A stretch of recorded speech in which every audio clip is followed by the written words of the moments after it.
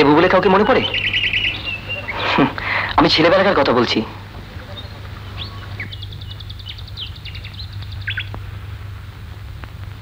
সত্যদাসীকে মনে আছে আপনার? আমি ছেলেবেলার কথা বলছি। হ্যাঁ, সত্যদিকে মনে আছে। কেন? আমি টাকা কোথায় পাবো? তোকে দিয়ে থুয়ে তোর পড়ার খরচ চালিয়ে আমার কাছে কিচ্ছু থাকে না ভাই। 5টা টাকাও আমার কাছে থাকে না। কিন্তু কালকেই যে আমার পরীক্ষার ফিস জমা দিতে হবে দিদিমা, নয়তো পরীক্ষায় বসতে দেবে না। একটা বছর এমনি গেলে আর কি আমার পড়া হবে? তা আমি কি করব? তোর মা তোদের আমার কাঁধে চাপিয়ে দিয়ে হাত পা ঝাড়া দিয়ে ছুটি নিল। তোর বাপ আবার বিয়ে করে ঘর জামাই হলো। তোদের বলে যা পারিস খুঁটে খা। দাঁড়া, কথা বাবুকে বলে দেখি। চল চল দাদা, চল।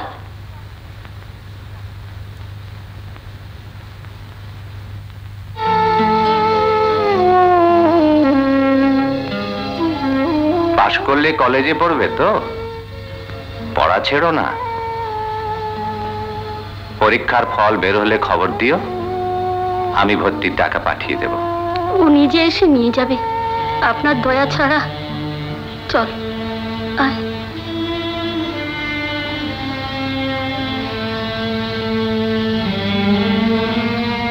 সত্যর মেয়ে গেল, ছেলে রইল। কে জানে লেখাপড়া করে না ছিনিমিনি খেলে। ওই ছোট ছেলের হাতে অতগুলো মোটো মোটো টাকা দেবার দরকার কি? ও ছোট ছেলে নয়, আজ বাদে কাল কলেজে যাবে। সত্যই বরাবর টাকা নিয়ে যায়, ছিনিমিনি হবে কেন? দেখো, ওর দিদিমা আমাদের সংসারের জন্য অনেক খাটাখাটনি করেছেন। আমাদের সংসারের বিপদে আপদে অন্তর দিয়ে করেছে। তা করেছে, তার ভাত তো আমরা নিয়েছি, কিন্তু তার নাতির দায় নেওয়ার কি দরকার? উপকারের ঋণও তো শোধ করতে হয়। গরিব ঘরের ছেলে লেখাপড়া শিখে যদি মানুষ হয়, তার কিছু পুণ্য তোমার সংসার পাবে। বড় হয়ে তোমাদের কথা 5 জনের কাছে বড় মুখ করে বলবে। আমি আপনাদের সেই সত্য দিদির মেয়ের ছেলে দেবু, দেবপ্রিয় হালদার আমার নাম।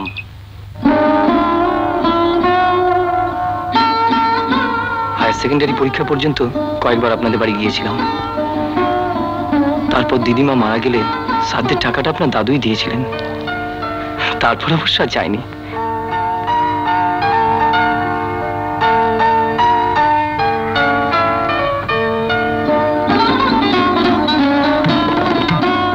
বলেছি তো আপনাদের কাছে আমি অনেক উপকৃত, অনেক ঋণী। আজকে একটা থাক দীপা। আর একটু ঋণ বাড়ুক, ক্ষতি নেই। আপনি টাকাটা রাখুন।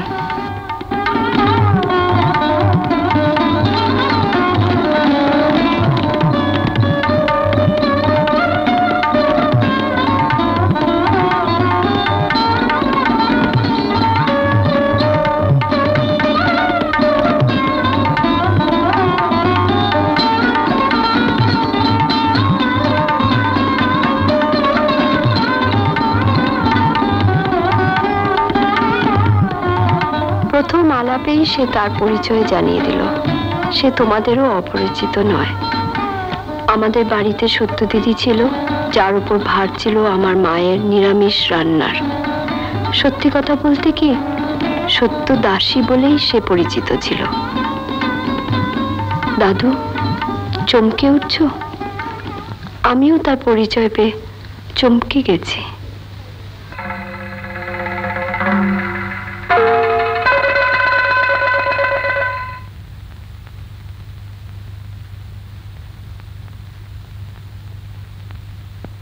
এই এত দেরিতে তোমরা খাচ্ছ? রোজই তো খাই, তুই বাড়ি থাকিস না তাই দেখিস না। সেই কোন সকালে উঠে বেরিয়েছিস, খাবি কিছু? বেশ ভালো করে এক গ্লাস মাখো তো, আমি তোমার সাথে খাই ঠাকুমা।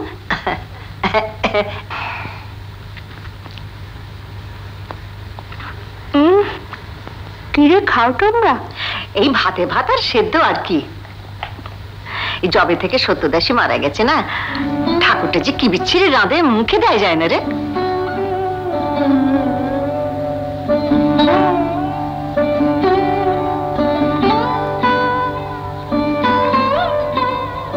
হয়েছে ঠাকুমা? তোমরা মাছ খাও না কেন? ভালো লাগে না বলে খাই না। তুমি তো ভালো লাগে না বলে খাও না, আর মা মা তো বাবা নেই বলে খায় না।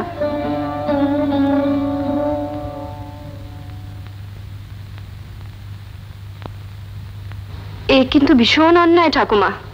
মায়ের জায়গায় যদি বাবা বেঁচে থাকতেন, উনি কি মাছ খেতেন না?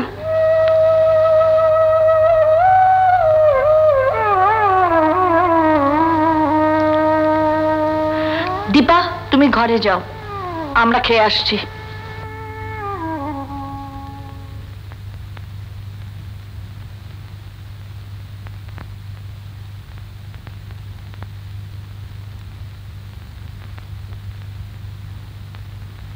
বৌমা,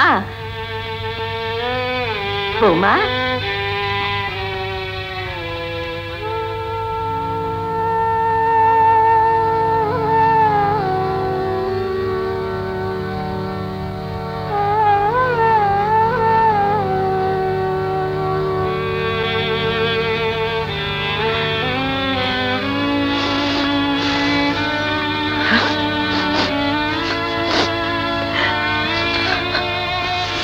আমি যে বড় কষ্টে বুক বেঁধে থাকি বৌমা,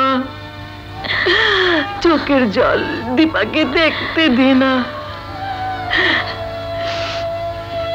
এমনি একদিনে নবেন্দু আমায় জড়িয়ে ধরে বলেছিল, মা গো,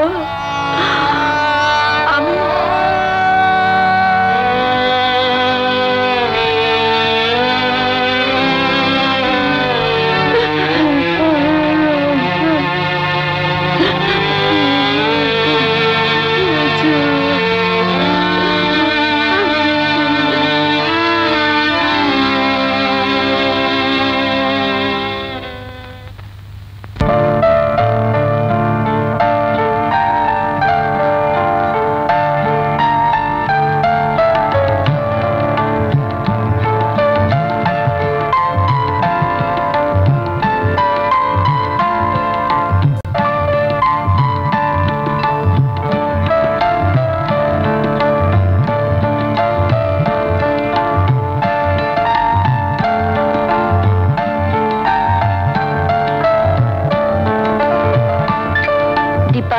তুমি শুয়ে পড়ো।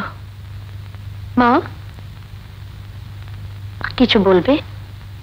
বাবার সঙ্গে তোমার বিয়ের আগে দেখা হয়েছিল? হ্যাঁ, আমরা তো এক কলেজে পড়তাম। তারপর? তারপর আবার কি? দেখা হবার পর তোমাদের আলাপ হয়েছিল? না, সেরম কিছু নয়। তাহলে কিরম করে বিয়ে হলো? যেরম সবার হয়। মানে তখন তো কত বিয়েতে দেখাশোনাই হতো না। কিন্তু আমাদের হয়েছিল। ও মা, বলো মা, একটু বলো, বলো তোমাদের বিয়ের গল্প আমি শুনি, একটু বলো মা প্লিজ। বিয়ের আবার বলো। গল্প কি রে? বিয়ে পাশ করে কলেজ ছেড়ে দিলাম। তোমার বাবা বোধহয় দাদুকে আমার কথা বলেছিলেন, ব্যাস বিয়ে হয়ে গেল। লাভ এট ফার্স্ট সাইট। বাবার তোমায় মনে মনে ভালো লেগেছিল? ঠাকুমা আপত্তি করেনি? জানি না, নিশ্চয়ই নয়। দীপা, তুমি শুয়ে পড়ো, রাত হয়ে গেছে, আমি আলো নিভিয়ে দিই।